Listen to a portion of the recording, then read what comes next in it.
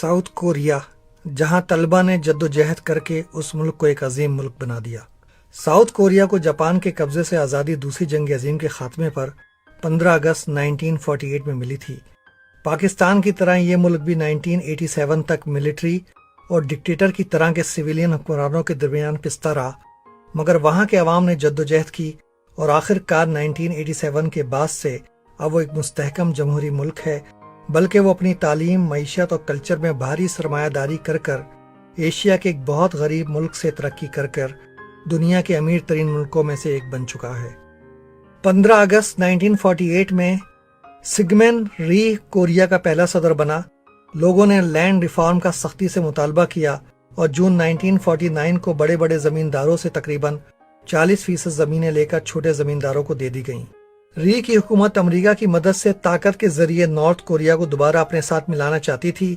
ری ایک ڈکٹیٹر کی طرح حکومت کرتا تھا اور جب تک حکومت کرتا رہا تمام طاقت اپنے ہاتھ میں لینے کی کوشش کرتا رہا۔ اس نے آئین میں تبدیلی کرنے کی کوششیں کی، اپنے مخالف کو نارتھ کوریا کا ایجنٹ قرار دے کر اس کو موت کی سزا دی، اپنے مخالفوں کو جیل میں بند کیا، فراڈ کے ذریعے آئین میں ترمیم کر کر اپنے لیے 8 سال کی ٹرم کی پابندی کو ختم کر دیا اور دھاندلی کے ذریعے 1960 کے الیکشن کو بھاری اکثریت کے ساتھ جیتا۔ یونیورسٹیوں اور اسکول کے طالب علموں نے الیکشن میں دھاندلی کے خلاف شدید احتجاج کیا اور اپریل 1960 کو اس کو استعفیٰ دینے پر مجبور کر دیا۔ اسٹوڈنٹ کے اس انقلاب کے بعد جولائی 1960 میں الیکشن میں مخالف پارٹی جیتی اور انہوں نے آئین کو بدل کر پارلیمنٹری کیبنٹ سسٹم کو رائج کیا، صدارتی سسٹم کے بجائے۔ اس دور میں جو سیکنڈ ریپبلک کہلاتا ہے، یونین ممبرشپ میں بہت اضافہ ہوا اور لوگوں نے منظم ہو کر اپنے حقوق کی حفاظت کے لیے ٹیچرز یونین، جرنلسٹ یونین اور federation of Korean trade union بنائیں۔ نئے وزیر اعظم چینگ نے لوگوں کے دباؤ میں آ کر ہزاروں پولیس والوں، فوجیوں، سرکاری ملازمین کو سزائیں دیں یا جاب سے نکالا جو کرپشن یا غیر جمہوری حرکتوں میں ملوث تھے، مگر چینگ کی حکومت کامیاب تبدیلی لانے میں ناکام ہو گئی اور ملک کے حالات خراب ہوتے گئے۔ نارتھ کوریا سے مستقل دشمنی کی وجہ سے فوجی جنرلوں کی اہمیت اور طاقت بڑھ رہی تھی، چنانچہ مئی 1961 میں جنرل پارک نے حکومت کا تختہ الٹ دیا اور سویلین لوگوں کو نکال کر حکومت نے فوجی افسروں کو لگایا اور وعدہ کیا کہ وہ ضروری تبدیلیاں لا کر 2 سال میں حکومت واپس سویلین گورنمنٹ کو دے دے گا۔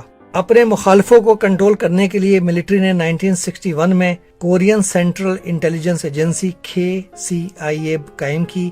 ایک ریفرنڈم کے ذریعے صدارتی نظام کو واپس لایا گیا۔ پارک اور دوسرے ملٹری کے افسروں نے وعدہ کیا کہ وہ اگلے الیکشن میں حصہ نہیں لیں گے، مگر پھر پارک نے ایک نئی سیاسی پارٹی کا لیڈر بن کر، جس میں زیادہ تر لوگ KCIA کے تھے، صدارتی امیدوار بن گیا اور 1963 کے الیکشن میں جیت گیا۔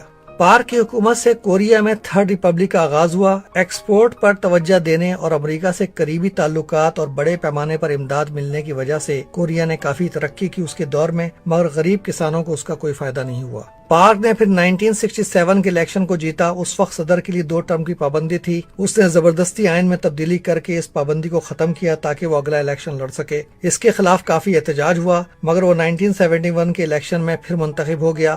صدارتی الیکشن کے بعد پارلیمنٹری الیکشن ہوئے جس میں مخالف پارٹیوں نے زیادہ تر سیٹیں جیتیں، جس سے پارک کو خطرہ ہوا اور اس نے ملک پر مارشل لا لگا دیا۔ اس دور جسے فورتھ ریپبلک کہتے ہیں میں پارک نے اپنے آپ کو مستقل صدر بنانے کے لیے آئین میں تبدیلیاں کی۔ قانون ساز، عدلیہ اور تعلیمی پالیسیاں حکومت کے کنٹرول میں تھیں۔ اسکول کی کتابوں کو بدلا گیا تاکہ وہ ملٹری گورنمنٹ کی آئیڈیالوجی کو سپورٹ کریں۔ اس دوران ملک میں سیاسی استحکام نہیں تھا، مگر ایکسپورٹ کے لیے صنعتیں قائم کرنے کی وجہ سے ملک ترقی کرتا رہا۔ اسٹوڈنٹ اور دوسرے سرگرم کارکن یعنی ایکٹیوسٹ جمہوریت کی بحالی کے لیے احتجاج اور مظاہرے کرتے رہے۔ پارک نے لوگوں کو سختی سے کچلنے کی کوشش کی، مگر سیاست دان، دانشور یعنی انٹلیکچوئلز، مذہبی رہنما اور مزدور اور کسان سب جمہوریت کی تحریک میں حصہ لیتے رہے اور ان کا احتجاج اور مظاہرے بڑھتے گئے۔ آخر کار پارک کے 18 سال کی حکومت کا اس وقت خاتمہ ہوا جب اس کو KCIA کے ڈائریکٹر کم نے قتل کر دیا۔ پارک کے قتل کے بعد پرائم منسٹر چوئی نے صدارتی عہدہ لیا، مگر صرف 6 دن کے بعد ہی میجر جنرل چن نے اس کا تختہ الٹ دیا۔ 10 لاکھ سے زیادہ یونیورسٹی کے طلبہ اور پروفیسرز اور یونین کے لوگ ملٹری حکومت کے خلاف ملک گیر احتجاج اور مظاہرے کرتے رہے اور آخر کار ملٹری کی 30 سال کی حکومت کے بعد 1992 میں پہلا سویلین صدر منتخب ہوا اور صحیح جمہوری ادارے قائم ہو سکے جو اب بھی موجود ہیں۔ ایسا لگتا ہے کہ ساؤتھ کوریا کی تاریخ پاکستان کی تاریخ سے زیادہ مختلف نہیں۔ وہاں بھی ملٹری ہو یا سویلین، ہر حکمران نے حکومت پر قبضہ کرنے اور تمام تر پاور اپنے ہاتھ میں رکھنے کی کوشش کی، جب تک کہ عوام، خاص کر طالب علموں اور یونین کے لوگوں نے شدید جدوجہد اور اپنی زندگی کی قیمت ادا کر انہیں صحیح جمہوری ادارے قائم کرنے اور اپنے حقوق دینے پر مجبور نہیں کر دیا۔ آج ساؤتھ کوریا کے لوگ پوری دنیا میں ایک باوقار قوم کے طور پہ پہچانے جاتے ہیں۔ شاید ایک دن پاکستان کے لوگ، خاص طور پہ نوجوان، بھی ایک زندہ قوم ہونے کا ثبوت دیں اور ایک پرامن انقلاب کے ذریعے اس کو بھی دنیا کا ایک مثالی ملک بنا دیں۔ آپ کا شکریہ اس پیغام کو سننے اور شیئر کرنے کا۔